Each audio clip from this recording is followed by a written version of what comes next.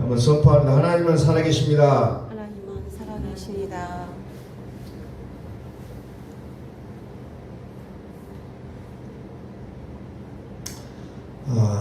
우리의 날이 얼마나 남았을지 그것은 아무도 파악은 되지 않습니다만은 그 날 동안 하나님을 섬기고 사는 것이 우리의 삶인 줄로 믿습니다. 우리의 날 동안, 우리가 호흡하는 날 동안 하나님의 말씀을 듣고 우리의 영혼이 더욱더 하나님과 가까이 하는 것이 우리의 삶의 목적이라는 겁니다. 자, 이사야서 13장 1절부터 말씀을 좀 보겠습니다.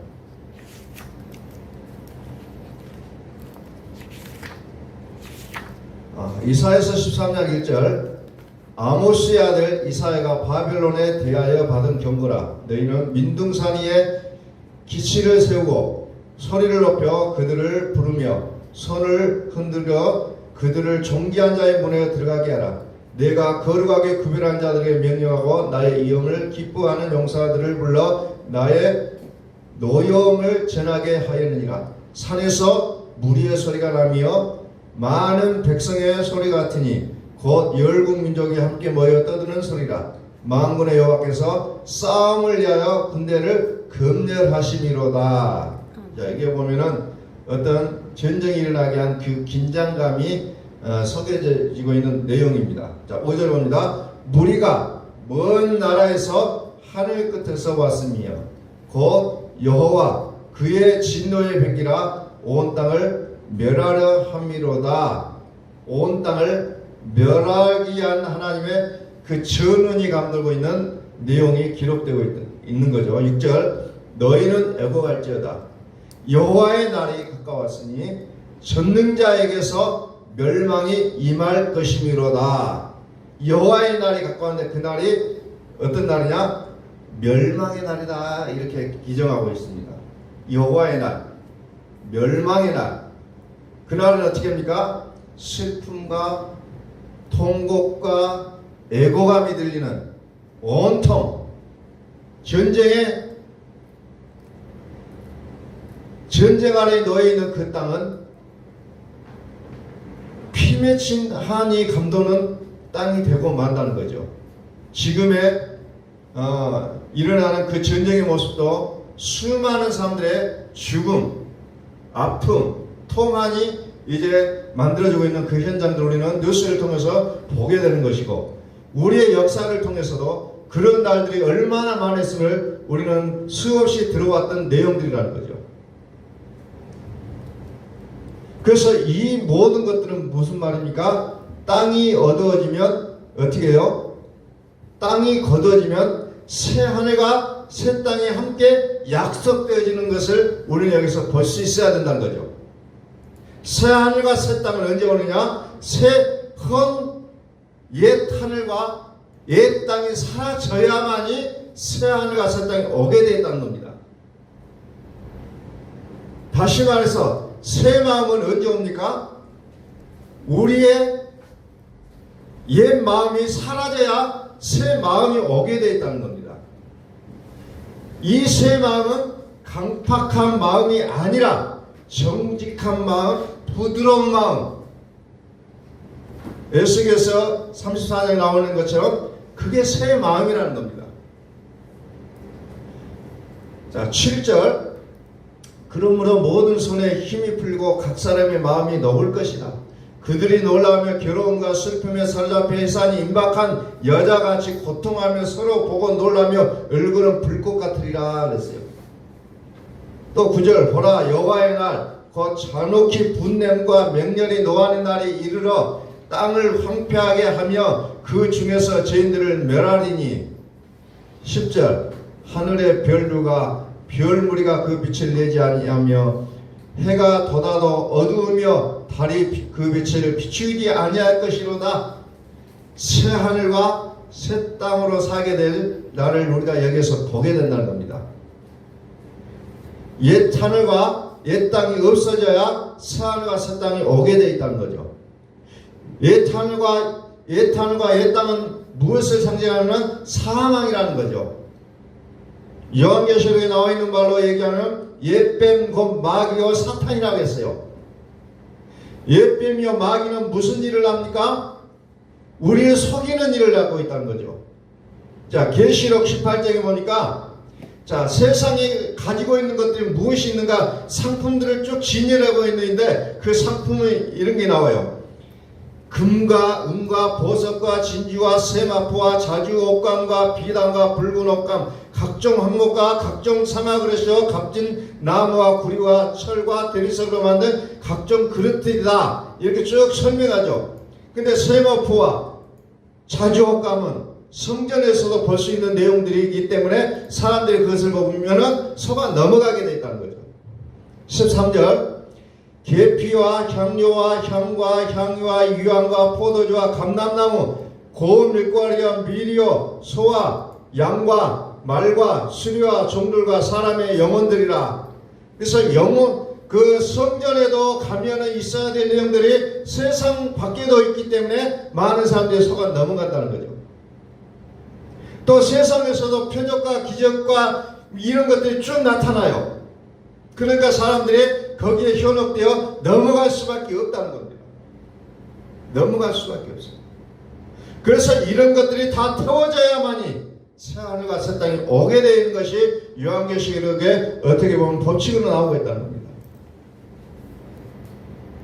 마태복음 13장에서도 불법과 이런 더러운 것들, 각종 더러운 것들을 행하는 것을 불로 태우겠다고 말씀하셔요. 불로 태워버리겠다. 즉 옛 하늘과 옛 땅에 불에 태워져야 된다는 겁니다. 우리 속에 있는 옛 하늘과 옛 땅이 불에 태워져야 늦은 비, 그래서 늦은 비라는 것이 어떤 자에게는 애고가 하는 날이요 통곡의 날이지만 믿음의 사람들에게는 그날이 새하늘과 새 땅을 바라볼 수 있는 절호의 기회가 열리고 있다는 것을 직감하게 되어 있다는 겁니다. 어떤 사람은 그것을 말 그대로 심판의 날이 되겠지만 어떤 사람에게는 그날이 구원의 날이 되고 있다는 겁니다. 그 날이 똑같은 날이 아니에요. 그 날의 이중을 우리는 보게 되어 있다는 겁니다. 그러므로 어떻게 합니까? 늦은 비, 이른 비와 늦은 비를 기다리는 농부처럼 늦은 비와 이른 비와 늦은 비가 무슨 말입니까? 우리는 홍해를 이른 비라고 비유할 수 있고 요단강을 늦은 비라고 비유할 수 있어요.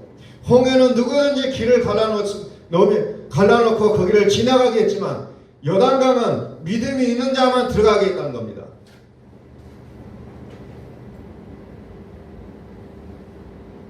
롯이 바라보는 그 늦은 비는 유황비로 내려서 그 땅을 완전히 심판하는 모습으로 보여줬다는 거죠. 그러나 그 유황비를 뚫고 나가는 자에게는 새로운 삶의 길이 열린 것을 우리는 보았다는 겁니다. 다시 말해서 마음의 악을 거두라는 거죠. 요단강을 건너야 젖과 꿀이 흐르는 땅에 들어갈 수가 있는 거죠. 그런데 광야는 어떻습니까? 어떤 사람은 그것을 열하루 길이면 들어갈 수 있는 길이지만 어떤 사람은 40년이 걸려야 광야를 지나갈 수가 있다는 거죠. 새하늘과 새 땅은 들어가는 자가 어떻게 날짜가 정확하게 정해진 것이 아니라 믿음의 정도에 따라 다 다르게 되어 있다는 겁니다. 애굽에서 나왔지만 모든 사람들이 원하는 자는 다 애굽에서 나왔지만 그러나 젖과 꿀이 흐르는 가나안 땅은 다 들어갈 수가 없었어요. 오직 믿음 있는 자만 들어가게 되어 있다는 겁니다. 그러므로 오늘 우리는 여기서 볼 수 있는 건 무엇입니까? 새 성령으로 살자는 겁니다. 오늘 하나님께서 우리가 이 땅에서 우리에게 여러 가지 주는 환경들 속에서 우리에게 주어지는 메시지가 뭡니까? 새 생명으로 살자는 거예요. 그 환경들 우리 눈에 보이는 대로 그것을 보고 거기서 무릎 꿇고 무너져라가 아니라 그것을 통해서 새하늘과 새 땅을 바라보게 하시는 하나님 은혜를 보셔야 된다는 겁니다. 11절 봅니다. 내가 세상의 악과 악인의 죄를 벌하며 교만한 자의 오만을 끊으며 강포한 자의 거만을 낮출 것이며 그랬어요. 어떻습니까? 하늘과 별들과 별무리가 그 빛을 내지 아니하고 해가 돋아도 어두우며 달이 그 빛을 비추지 아니할 것이로다 하면서 11절에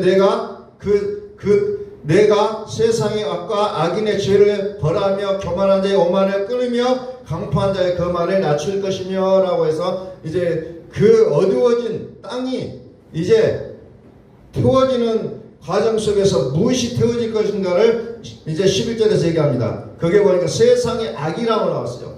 그 악이 뭡니까? 교만한 자의 오만을 끊어내고 강포한 자의 거만을 낮출 것이라고 얘기하고 있다는 겁니다. 낮출 것이다. 악한 들짐승을 우리의 마음 가운데서 걷어내겠다는 거죠. 그것은 무엇을 통해서만 가능하냐? 늦은 비를 통해서만 가능하다는 겁니다. 유황불비를 통해서만 그것을 태우시겠다는 거예요. 사망의 세력을 잡은 자 마귀, 영이요 예뱀이요 마귀요 사탄, 그것을 사망이라고 표현하고 있다는 거죠. 로마서 10장에는 내 속에 또 다른 법이 있다고 했어요.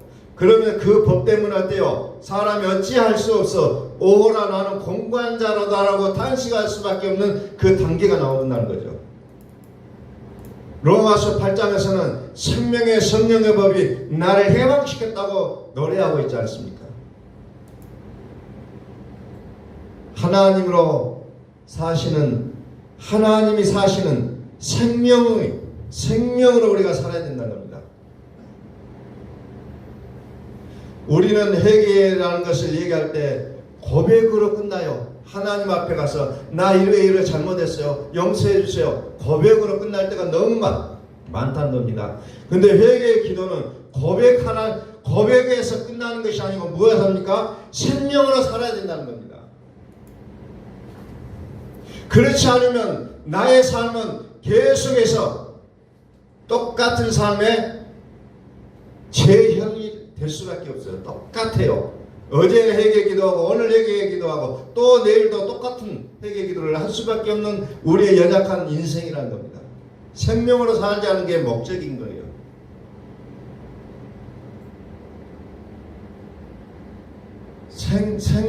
성령으로 살아내는 것이 진정한 회개한 자의 모습이라는 겁니다. 그래서 성경은 죄에 대하여 의에 대하여 하나님에 대하여 철저하게 심판하겠다고 약속하고 있는 겁니다.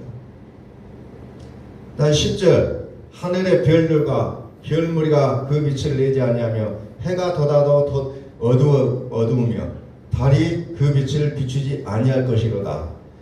내가 세상의 악과 악인의 죄를 벌하며 교만한 자의 오만을 끊으며 강포한 자의 거만을 낮출 것이며 12절 내가 사람을 순금보다 희소하게 하며 인생을 오빌의 금보다 희귀하게 하리로다.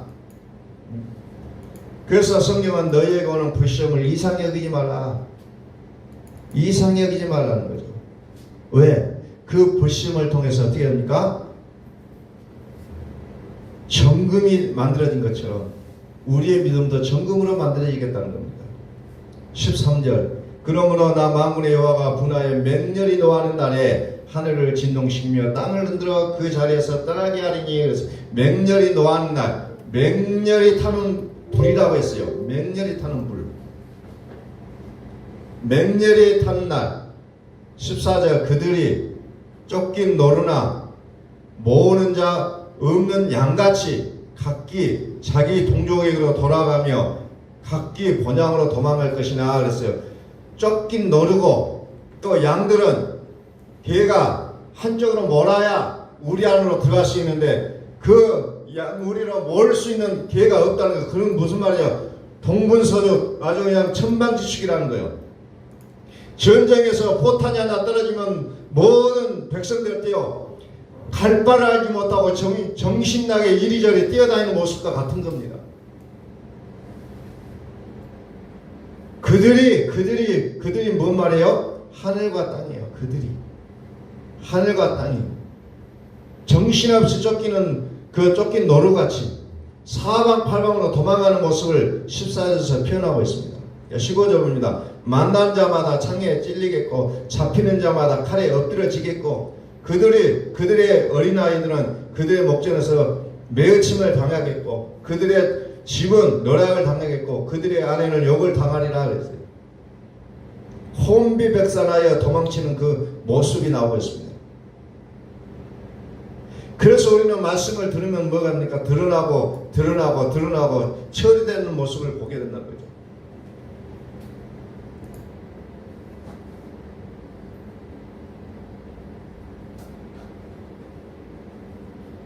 이사야서 13장 하고 있어요. 그래서 사사기로 넘어갑니다.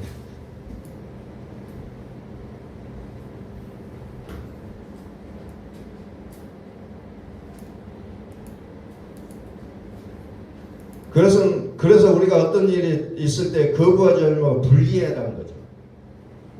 어떤 환경들이 오고 내 속에서 어떤 악이 드러났을 때 우리는 그것을 거부하지 말고 분리하시라는 겁니다.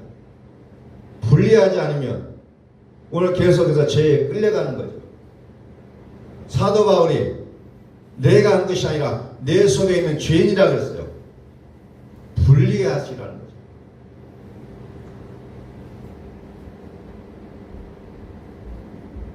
요즘 쓰레기를 처리하는 데 있어서 가장 중요한 게 어찌 보면 분리하는 거죠.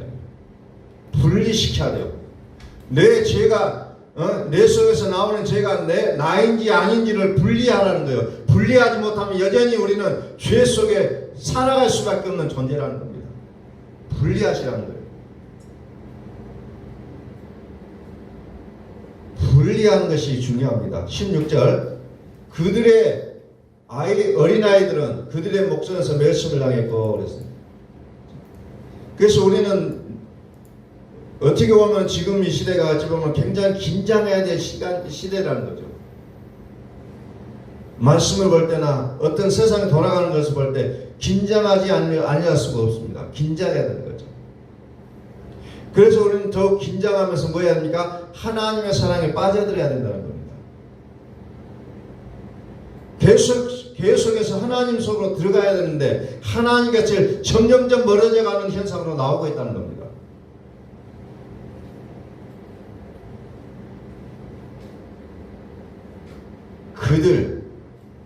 그들 하늘과 땅 11절에서는 어떤 교만, 오만, 거만 이런 부분으로 또 나오고 있죠.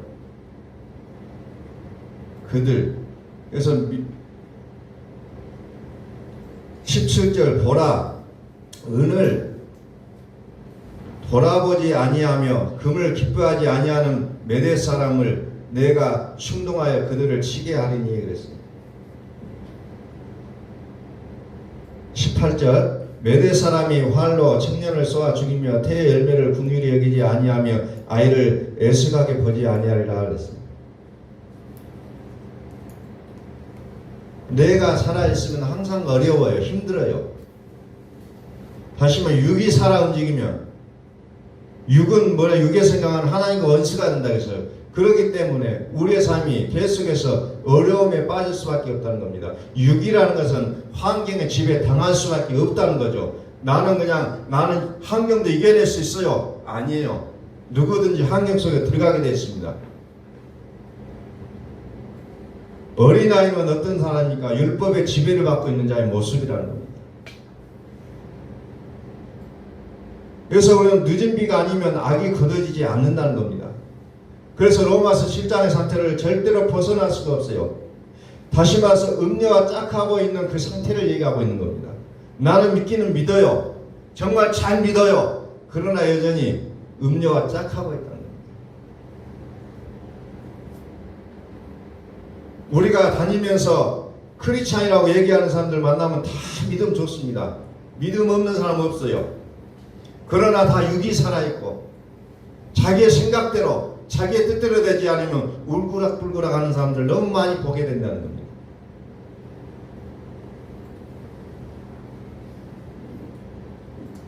갈라디아서 3장 23절 보니까 믿음이 오기 전에 우리는 율법 아래 매인받고 계시된 믿음의 때까지 갇혀있는 계시된 믿음의 때가 있다고 했잖아요. 그때까지는 우리가 갇혀있다는 겁니다. 그때까지. 그래서 이 바벨론을 요한계시록에서는 뭐라고 얘기합니까? 더러운 소굴이라고 표현하고 있잖아요. 더러운 소굴.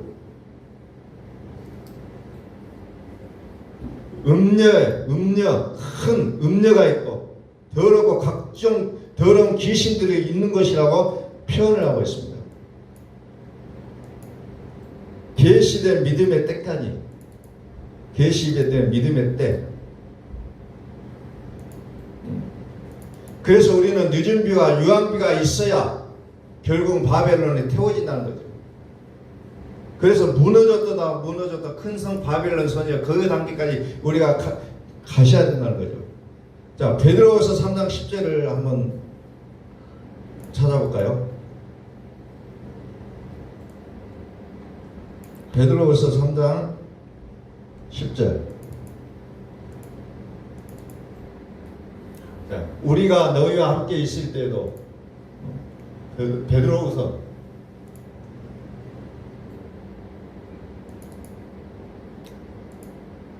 3장 10절. 그러나 주의 날이 도둑같이 오리니 그날에는 하늘이 큰 소리로 떠나가고 물질이 뜨거운 불에 풀어지고 땅과 그 중에 있는 모든 일이 드러날로다 그랬어요. 주의 그날이 오면 다 태워진다는 겁니다. 다 드러나고 태워지고. 근데 우리는 그 상태가 왔을 때 두려움에 휩싸게 되어 있다는 겁니다. 두려움에 휩싸게 되어 있습니다. 왜? 새하늘과 새 땅을 보지 못하기 때문에. 단순히 그 보이는 것에만 집중되어 있기 때문에 우리는 두려움에 거기서 벌벌 떨게 되어 있다는 거죠. 그래서 정신 못 차리고 쫓겨가는 노루처럼 사방팔방으로 쫓겨가는 모습이 나오게 되어 있다는 겁니다. 그러나 태워야만이 된다는 거죠. 태워야만이 된다. 철이 돼야 그 다음이 있는 겁니다. 버티면 40년이요. 그렇지 않으면 그냥 간다는 겁니다.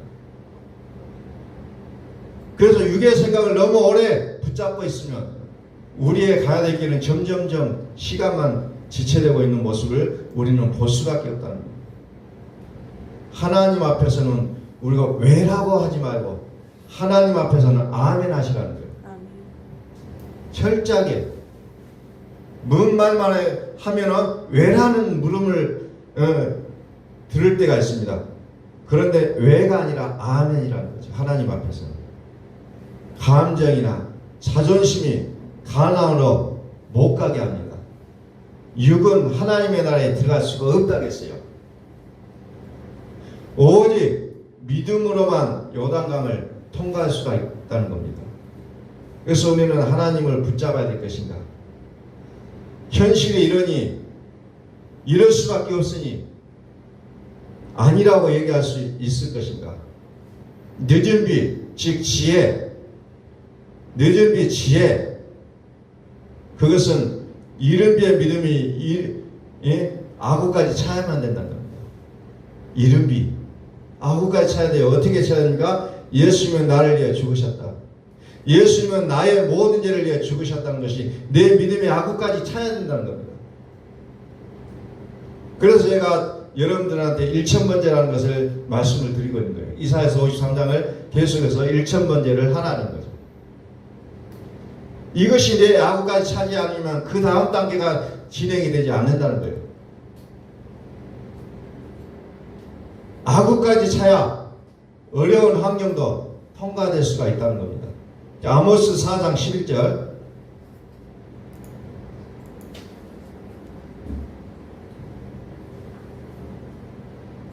아모스 4장 11절. 내가 너희 중에 성을 무너뜨리기를 하나님인 내가 소돔과 고모라를 무너뜨림같이 하였으므로 너희가 불붙는 가운데서 빼낸 나무 조각같이 되었으나 너희가 내게로 돌아오지 아니하였느니라. 여호와의 말씀이라. 불붙는 환경이 있지만 하나님이 그 환경에서 끄집어냈다는 겁니다. 여전히 하나님의 말씀을 외면하고 환경을 붙잡는 자들이 너무 많다는 거죠. 그래서 아모스서 4장의 11절에서 말씀하는 거죠. 불붙는 가운데서 빼낸 나무 조각같이 되었으나 너희가 내게로 돌아오지 않았다. 그 불이 붙은 순간에도 하나님께서 그를 구원해냈지만 그럼에도 불구하고 여전히 환경을 쫓아가는 그 모습을 그려내고 있다는 겁니다. 오늘 우리는 어떤 것들이 벌어졌을 때 나의 반응은 어떻게 반응해야 될 것이냐, 환경으로 반응해야 될 것이냐, 말씀으로 반응해야 될 것이냐 라는 부분 앞에 우리가 고민하게 됩니다. 끝까지 사랑하시는 하나님으로 말미암아 어떤 불시험에도 우리는 어떤 불시험에 놓였을지라도 하나님의 말씀을 붙잡을 것인가, 아니면 나의 이성적인 판단과 환경적인 요인으로 나의 어떤 것을 결단할 것인가 라는 부분은 우리 앞에 누누이 펼쳐지고 있는 현실이에요. 과연 우리는 어떻게 해야 될 것인가 라는 부분입니다. 스가랴서 3장 1절부터 봅니다.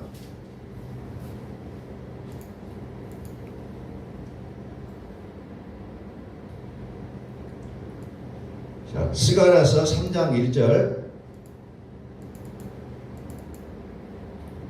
대제사장 여호수아는 여호와의 천사 앞에 섰고 사탄은 그의 오른쪽에 서서 그를 대적하는 것을 여호와께서 내게 보이시니라.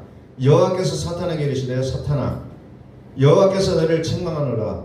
예루살렘을 택한 여호와께서 너를 책망하노라. 이는 불에서 꺼낸 그슬린 나무가 아니냐 하실 때에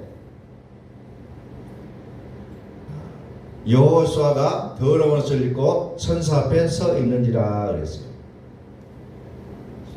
그슬린 나무가 나와요. 그슬린 나무, 불에 그슬린 나무. 불의 통치, 악의 통치를 받는 그 그슬린 나무. 그러나 어때요? 여호수아는 그것과 다른 시냇가에 심은 나무의 모습으로 이제 조금씩 나옵니다. 자, 여호수아도 마찬가지로 어때요? 더러운 옷을 입고 있습니다. 왜? 걸렸다는 거죠. 걸렸어요. 자, 4절. 여호와께서 자기 앞에 선 선지자들에게 명령하사 그 더러운 옷을 벗기라 하시고 또 여호수아에게 이르시되 내가 네 죄악을 제거하여 버렸으니 네게 아름다운 옷을 입히라 하시기로.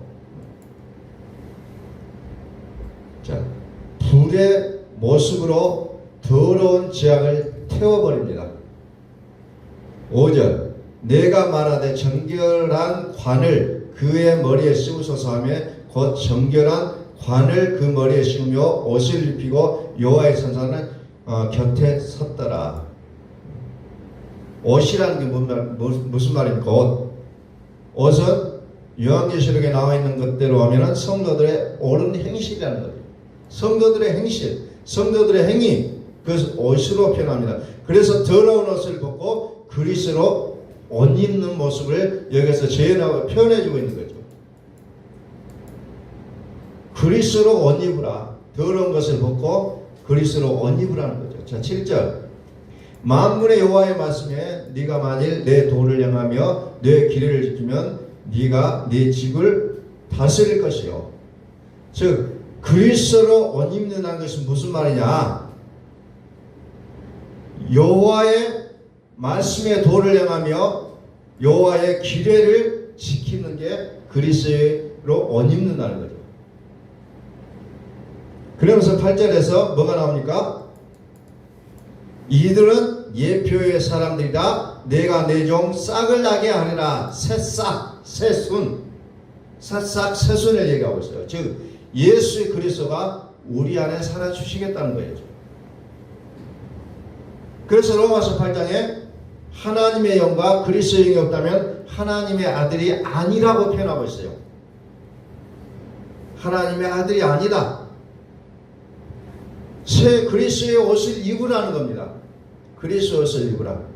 자, 만군의 여호와가 말하노라. 내가 너 여호수아 앞에 세운 돌을 보라. 한 돌에 7눈이 있느니라. 내가 거기에 새길 것을 새기며 이 땅의 죄악을 하루에 제거하리라. 만군의 여호와가 말하노라. 그날에 너희가 각각 포도나무와 무화과 나무 아래로 서로 초대하리라 하셨느니라. 풍성한 열매, 풍성함을 나누게 된다는 겁니다.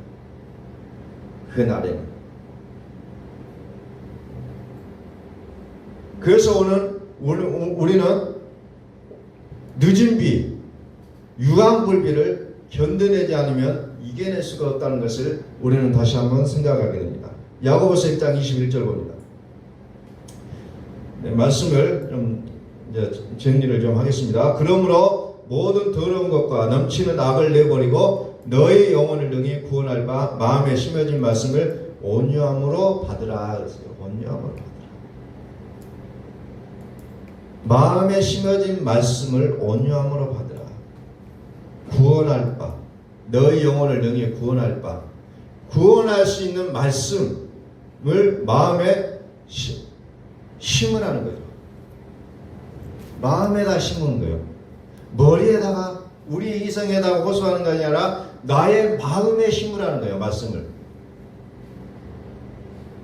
그게 그 말씀을 내 마음에 심은 게 뭐예요? 그리스도의 마음을 가지라는 거죠. 그리스도의 마음을 가지라. 그래서 온통 성경은 우리 마음에 일어난 사건이라고 했어요. 우리 마음에서 일어나는 사건. 내 마음을 다스리지 않기 때문에 온갖 나의 삶이 시끄럽고 어지럽고 복잡하다는 겁니다. 내 마음을 다스리라는 거예요. 내 마음에 정리가 되게 되면 우리의 삶은 이제 질서가 잡힌다는 거예요. 하늘과 땅의 권세를 가진 통치자이신 그리스도께서 나의 모든 삶을 그분이 책임져 주시겠다는 겁니다. 그래서 오늘 말씀들을 여러분들이 쭉 들으셨지만은 또 이해가 또 덜 되신 부분들도 많이 있을 거예요. 그래서 여러분들 집에 가서 또 이 말씀들을 계속해서 묵상해 보십시오. 과연 이 말씀들이 어떤 내용들을 가지고 있는지를 좀 더 깊이 있게 좀 묵상하시면서 환경으로 해석하지 마시고 하나님으로, 하나님의 말씀으로 새 성령으로 살아가는 우리의 모습들을 이제 계속해서 발견해 갈 수 있는 저와 여러분들이 될 수 있기를 예수 그리스도 이름으로 축원합니다.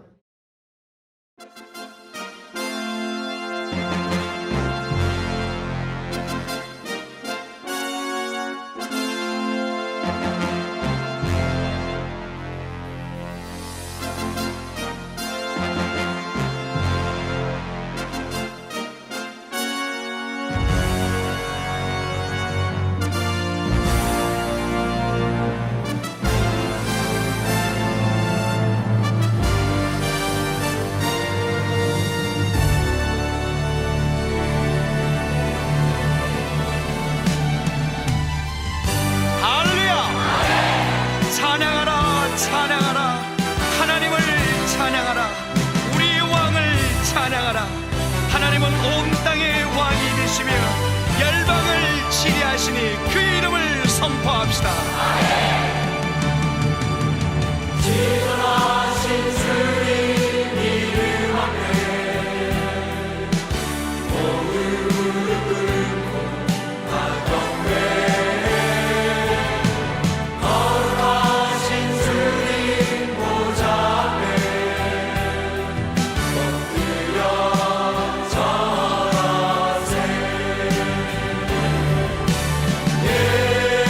예수는 그리스도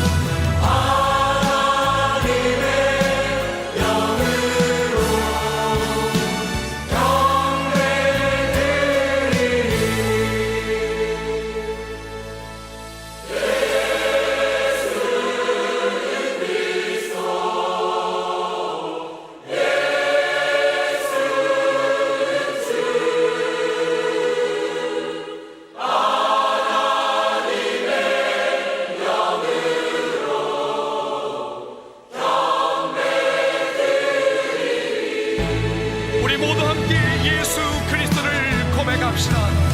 예수는 그리스도, 살아계신